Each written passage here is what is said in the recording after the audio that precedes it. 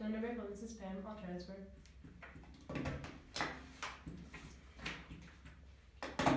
Hey, receptionist, get back to work. Dinner break, well, this is Pam. I'll transfer. Number 2, faster.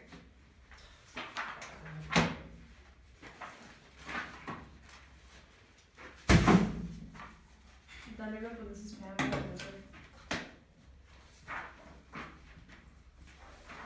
We don't have all day. Dinner break, well, this is Pam. I'll transfer.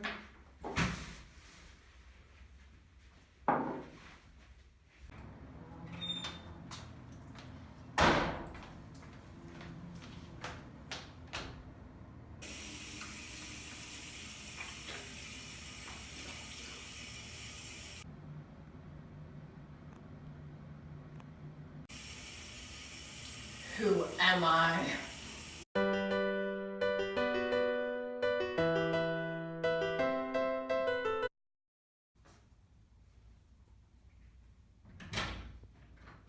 Could you please sign these expense reports by the end of the day? I want to get home at a specific time. Oh, calm down, Pam. I'll do it. You don't understand what it's like to be the boss. I have so many important things to do. Things that actually make me money. I know, but I need 100 signatures by the end of the day, and you said last week. Jeez, is this how you nag at Jim? Okay, but I just want you to. Pam, can you chill? Stop Pam-messing. I'll get it done. Are you tired? Do you need the rest of the day off? Go home and chillax. You're not being productive when you're in one of these moods. The rest of the staff would be a lot more productive if you took some time and spent it with your kids. But you're obviously not getting paid for this time because your value is in your work. And now you've wasted my time too. The time that I could be working, making money, furthering our company, and selling products. So thanks for that.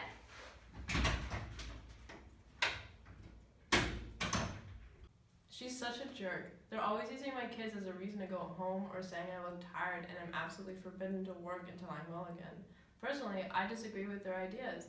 If I had to stay home all day, I would go insane. I need more excitement and variety than that.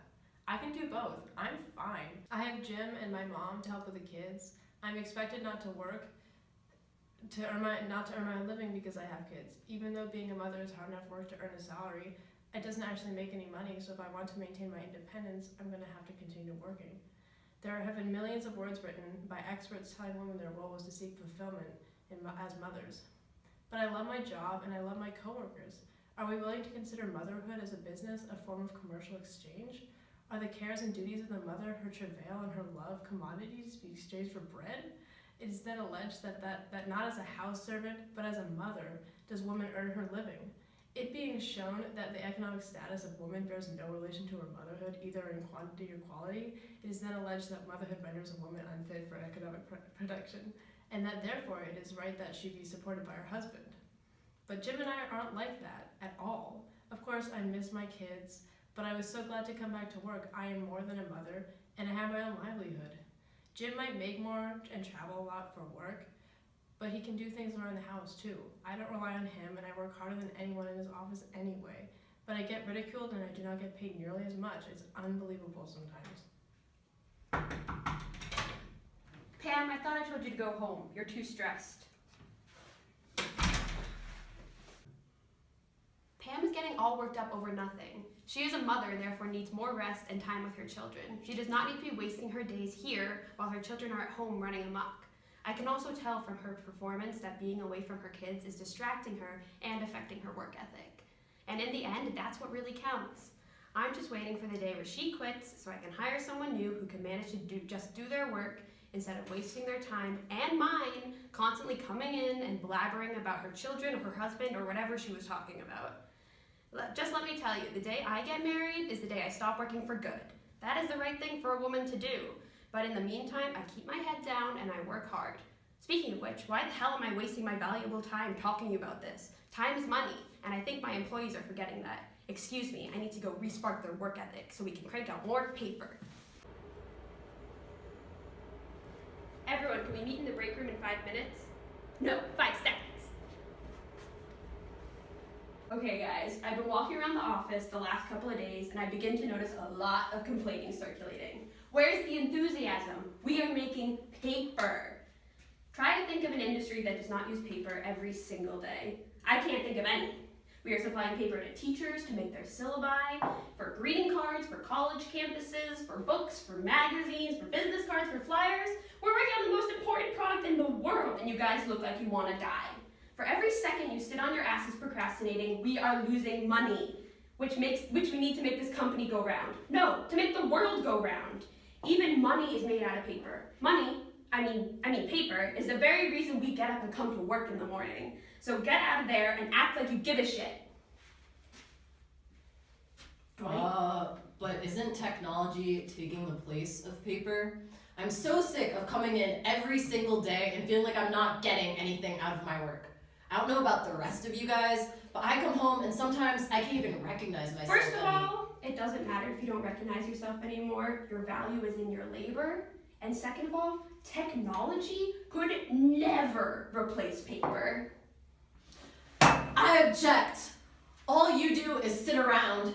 All you do is answer the phone every single day. I'm so tired of working for a boss who doesn't appreciate the fruits of my labor. This is a call to unionize because we're not the people profiting from this system. We're better than this. We are individuals. Dwight, shut up. Boss controls our paychecks, and no paychecks equals no beer after work. I'm just trying to keep my head down so that I can just enjoy my drink alone at the end of the day.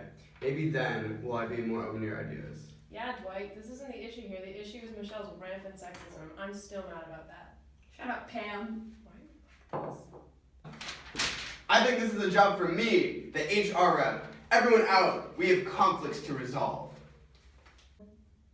What is it, Toby? What makes you think you can handle this situation? Well, ma'am, I'm glad you asked that. Since I am not bound by roots to the particular constituents and partisan dispositions of the group, I am able to confront disagreements with a distinctly objective manner. As an employee of corporate and not of this office, I believe that I can see from the issue from a very unique standpoint. Okay, frankly, I don't know if you can do much. Michelle is a simple sexist person and there's nothing you can do to change her. She doesn't understand what it's like to be a low-level woman in the workplace. I'm expected to be docile and subservient and just let the men do all of the work for me. I get scornful looks and mean comments telling me to go home and worry about my kids instead of this company. It's not fair. Michelle's a privileged capitalist whose power trip allows her to overlook everything wrong here. She's too far gone. Whoa, whoa, whoa, whoa, whoa, whoa, whoa, whoa, whoa. Give me some credit, Pam. I wasn't being sexist. I was just giving you helpful advice. It's not my fault women are more inclined to be caretakers for their family. Believe me, if I had kids, I would not be working here. That's just not true. I can't believe you're treating me like... Okay.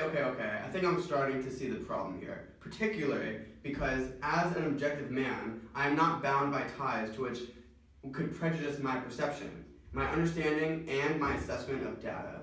Toby, shut up. You're not helping here. At least we can agree on one thing. I believe there to be some power disparities in this office. Michelle, it seems as if you have beliefs that Pam here is unable to work as well as you, but this is only based on your perceptions of gender without any real concrete evidence to back it up. If you don't treat Pam with the respect she deserves, then I foresee even more conflict in her future. You know what, Toby? I don't even know what you're doing here. What right do you have to tell me what to do in my own office? What role do you even have in this office? I am a synthesis of nearness and remoteness which constitutes my formal position. My objectivity by no means translates to non-participation. Also, you can't fire me. I work for corporate. Toby, I appreciate you standing up for me, but you didn't really help resolve anything. I'm gonna go cool off and answer the phone.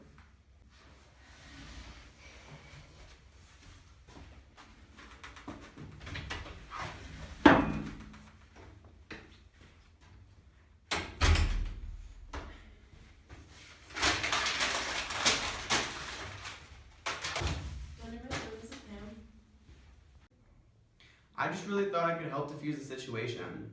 You know, I'm kind of like an outside member of the workplace, which allows me to have a more objective stance on things. I'm near and far at the same time, but I'm still really just an organic member of the group. Since I'm not a direct member of the workplace, interacting with my coworkers every day, I'm not caught up in the gossip and cliques that prevail. My situation provides a nice buffer zone between the subjective and objective, so clearly I would be the best mediator. I guess Pam and Michelle are just too short-sighted. I grew up on a farm with 13 siblings. They're all really hardworking, strong, independent women who could kick Michelle's ass any given day. Pam's a great worker, for the most part. The way I see it, she answers the phone every single day, and 90% of her job is babysitting Michelle. I wouldn't say it makes a huge difference if she were to be let go. Her job, just like the rest of ours, doesn't require any sort of particular skill set. It's only the most simple, most monotonous, and most easily acquired knack that is required of us. Any bozo could do what we do. And after a while of performing the same tasks every single day, we become alienated from the work we perform, from the process of our work, from ourselves, and from those around us. All we are to corporation, pawns to their game. We're replaceable. We come in every day and do the same monotonous tasks. We create value just for the company, but we're only paid for the time that we put in. As assistant regional manager, I have to admit that I hate it here. The other day, I overheard Michelle on the phone with Jan, the chief executive officer of the company. From the looks of it, it seems like the boss is in hot water right now with corporation. This means we might get a new boss. Should I care? Yeah, probably. Do I care? Honestly, no, not really. I'd like to think that I'm a pretty solid coworker. If Michelle gets fired, I think I'd be best fit for her position. I have a list of changes I'd like to implement in the workplace. This right here is a list I made, dating all the way back 5 years ago when I first started here. I'd like to think that it's my list of social implements that I would like to have within the workplace. It starts January 22nd, 2001. Michelle gets 2 weeks vacation. I remember this day. This is a great example of our workplace. Members who work acquire nothing, and those who acquire things do not work. The first change I'd like to implement is the abolishment of private property, thus placing the corporation in the hands of everyone. This would rid us from class distinctions. Dunder Mifflin, this is Pam, I'll put you on hold. Dunder Mifflin, this is Pam, I'll put you on hold. Dunder Mifflin, this is Pam, I'll put you on hold. Dunder Mifflin, this is Pam, I'll put you on hold. Dunder Mifflin, this is Pam, I'll put you on hold. Dunder Mifflin, this is Pam, I'll put you on hold. Dunder Mifflin, this is Pam, I'll put you on hold. Pick up the pace, number 2. Go, go, go, go, go!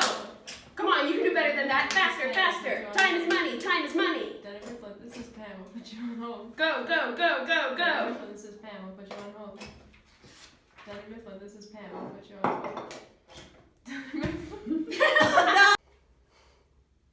Dunder Mifflin, this is Pam, I'll put you on hold. Our society is divided into 2 distinct groups, the exploiters and those who are exploited. We are the working class. Every day we come in and what do? Pam, you answer the phones for a living. Jim, you're a sales associate. And Toby, who knows what the hell you do? But my point is we create value but only get paid for our time. We are the working class and we are the key to a revolutionary transformation. Aren't you guys tired of coming in every day and working minimalist jobs, not fully living up to your potential? I know I am. The big guys at the top, like corporate and, like Michelle and corporate, are what's controlling most of our wealth, while we're stuck at the bottom of the hierarchy, doing all the work. Can't you guys see that we're being exploited? We're being paid half of what we deserve, working a 9-to-5 job 5 days a week. Our work has lost all individual character and consequently all charm for the workman. I'm no longer working for my own personal enjoyment. Labor for the worker appears in the fact that it is not his own but someone else's, that does not belong to him, that in it he belongs not to himself but to another. It is the loss of his self. The power is in our hands. I don't want to be stuck in the office for the rest of my life. If we join together and use our collective strength to bring the system to a halt, we can then have a revolution that will dethrone those at the top and create our own social order. What we need is a workplace where we have genuine equality. By abolishing private property, I envision a workplace that is no longer exploitative, alienating, irrational, and sexist. I picture a workplace based on cooperation as opposed to competition, one where there's more social equality. We have the opportunity to choose our jobs. Women's liberation can become a reality. Pam, you won't have to hear Michelle always discrediting your work and telling you to go home. Production can then be organized to directly meet our needs and wants. We can finally do something fulfilling instead of coming in and doing work that feels forced. Our labor will no longer be commodified. We have nothing to lose but our chains. Workers of the office, unite! Shut up, Dwight. Dunder Mifflin. Dunder Mifflin. Dunder Mifflin. Dunder Mifflin.